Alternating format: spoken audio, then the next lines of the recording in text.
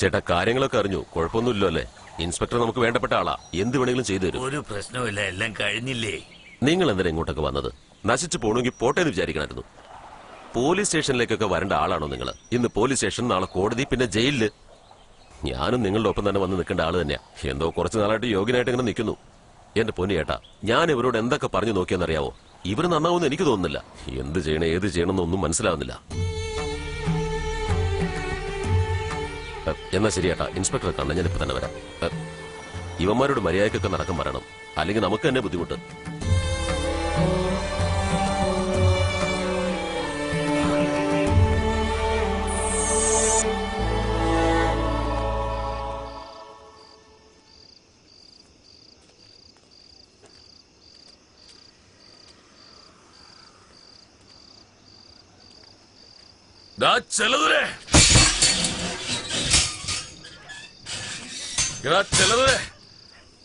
വിളിക്കടാ നിന്റെ ചേട്ടനെ, വിളിക്കടാ. അവനോടിങ്ങ് വരാൻ പറയടാ. നിന്റെ ചേട്ടനോട് വരാൻ പറയടാ. രാധാ, നീ കുടിച്ചിട്ടാ വന്നിരിക്കുന്ന. എന്താണെങ്കിലും രാവിലെ സംസാരിക്കാം. ഇപ്പൊ ഞാൻ വന്നത് നിന്റെ ചേട്ടനോട് സംസാരിക്കാനാ. വിളിക്കടാ നിന്റെ ചേട്ടനെ. രാധാ, വഴക്കുണ്ടാക്കാൻ നോക്കണോ നീ? നിനക്ക് എന്താണ് വേണ്ടത്? ഹലോ, ഞാൻ റോഡിൽ അടി ഉണ്ടാക്കും, കുത്തുണ്ടാക്കും, വേണമെങ്കിൽ ജയിലിലും പോകും. അതൊക്കെ എന്റെ ഇഷ്ടാ. അതൊക്കെ ചോദിക്കും ഇയാളാരോ? എന്താ ഇതൊക്കെ? അമ്മേ അമ്മേ എന്താ മോനെ? എന്താ അവിടെ? എന്റെ അച്ഛനെ നാണം കെടുത്തി കളഞ്ഞു നിങ്ങളുടെ ഈ മോൻ. പോമേ പോമേ, വിളിച്ചോണ്ട് പോടാ.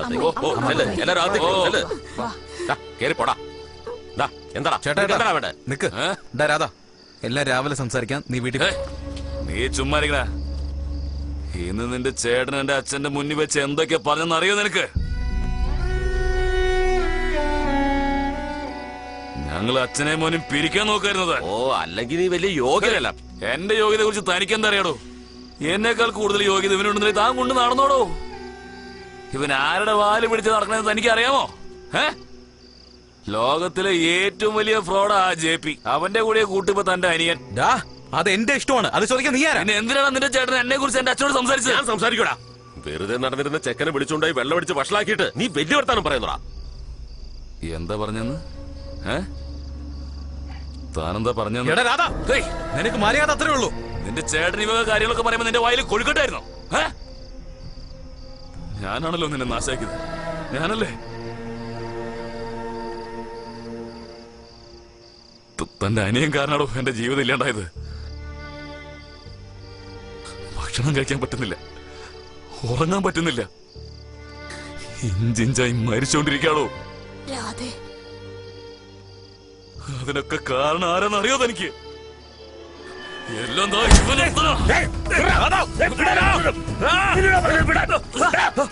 ചേട്ടാ, നീ എന്താ ഭ്രാന്ത് പിടിച്ച് നടക്കണോ? അതാണോ എനിക്ക് ഭ്രാന്ത?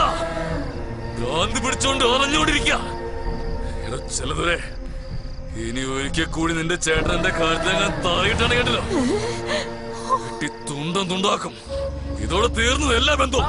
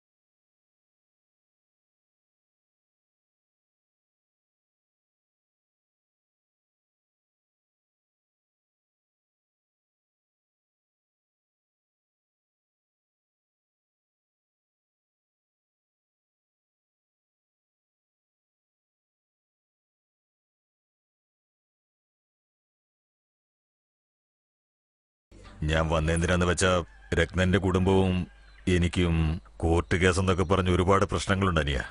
ഒരുപാട് കാശ് നഷ്ടമായി, മനസ്സിനും വിഷമായി.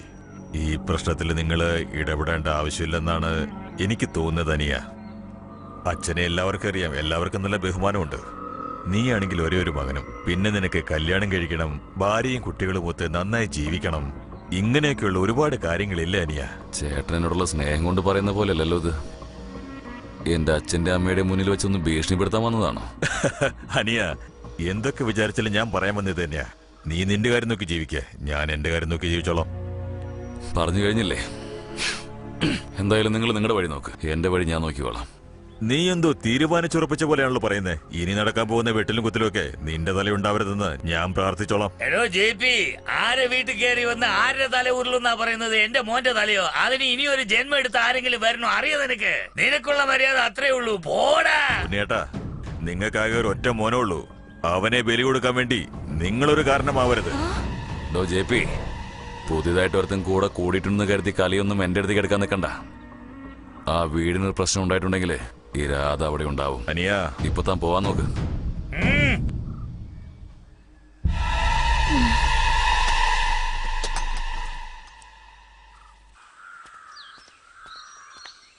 കാരണവരെ നമസ്കാരം. വാഴോ, നമസ്കാരം മോനെ. കാരണവരെ നാളെ വൈകിട്ടാ വീട്ടില് 41ാമത്തെ അടിയന്തരം. പറഞ്ഞിട്ട് പോവാന്ന് വെച്ച് വന്നതാ. ഞാൻ എവിടെ പോയി എങ്ങോട്ട് വരുന്നു? രത്ന മരിച്ചതിന് തന്നെ ഞാൻ വന്നിട്ടില്ലല്ലോ. മോനെ രാധ, എന്നാ നീ പോ.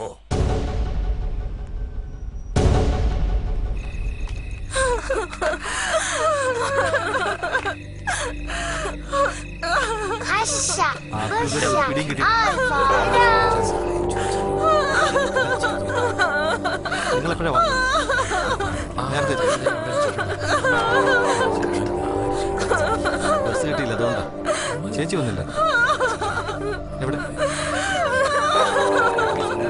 സാരമില്ലെന്ന്, നീ വന്നേ മോനെ. ചേട്ടാ, നിങ്ങൾ അകത്തേക്ക് പോകാൻ ഞാൻ മോനെ, നീ അകത്തേക്ക് പോ മോനെ. എല്ലാരും വന്ന് അകത്തോട്ടിരിക്കേ. എന്തു ആലോചിക്കുന്നു? ചുമ്മാ കയറി വാ.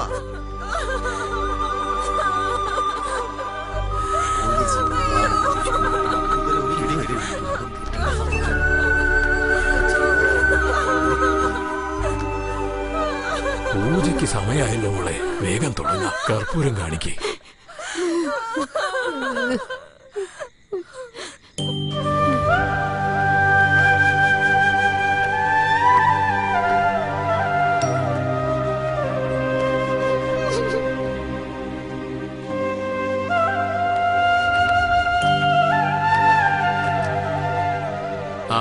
കുടുംബത്തിലെ മുതിർന്നവരെ ആദ്യം വന്ന് ഭക്ഷണം കഴിക്കേ, എന്നിട്ട് വേണം കുട്ടികൾ കഴിക്കാൻ. നീ വന്നേ മോനെ. മോനും ഞങ്ങളുടെ കുടുംബത്തിലെ ഒരാളാ. വന്ന് ഇലയെന്ന് എടുത്ത് കഴിക്കുമോ? അയ്യോ, അത് വേണ്ട, നിങ്ങൾ കഴിക്കേ, ഞാൻ പിന്നെ കഴിച്ചോളാം. അങ്ങനെയൊന്നും പറയരുത്, വന്ന് കഴിക്കും.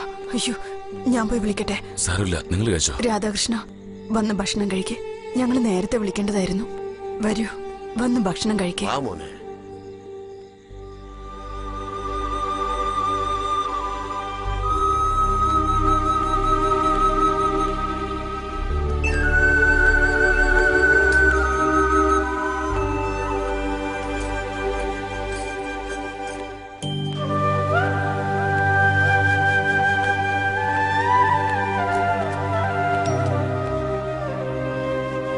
ഈ കുടുംബത്തിലൊരാളായില്ലേ, ഇനി എന്തിനാ നാണിക്കുന്നേ? കഴിക്കും മോനെ, എന്നിട്ട് വേണം ഞങ്ങൾക്ക് കഴിക്കാൻ.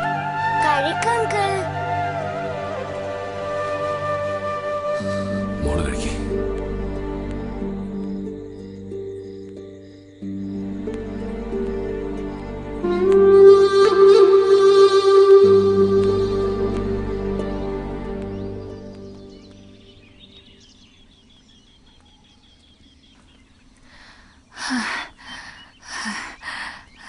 എന്റെ ഫ്രണ്ടിന്റെ ബർത്ത്ഡേ ആണെന്ന് പറഞ്ഞ് വീട്ടിൽ നിന്ന് ഇറങ്ങിയതാ.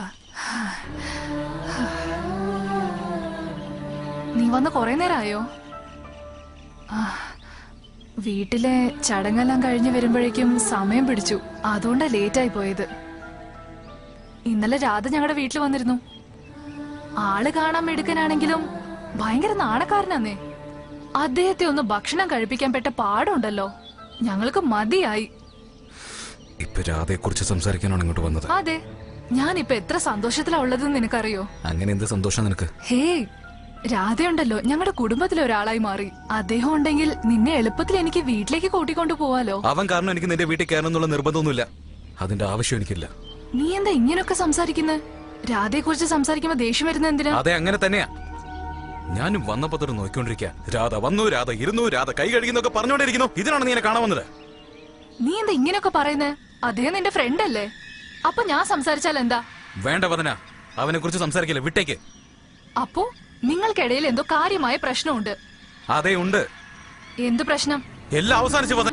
എനിക്കും അവനായിട്ടുള്ള എല്ലാ ബന്ധവും അവസാനിച്ചിരിക്കുന്നു. കാരണം എനിക്കും രാധയ്ക്കും ഇടയിൽ കുറെ പ്രശ്നങ്ങൾ നടന്നുകൊണ്ടിരിക്കുകയാണ്. അതിന്റെ ഇടയിൽ നീ ചോദ്യം ചോദിക്കരുത്. ഇന്ന് മാത്രമല്ല എന്നേക്ക് എനിക്ക് അവന് ചേരില്ല. ഞങ്ങളുടെ ബന്ധം അവസാനിച്ചിരിക്കുന്നു.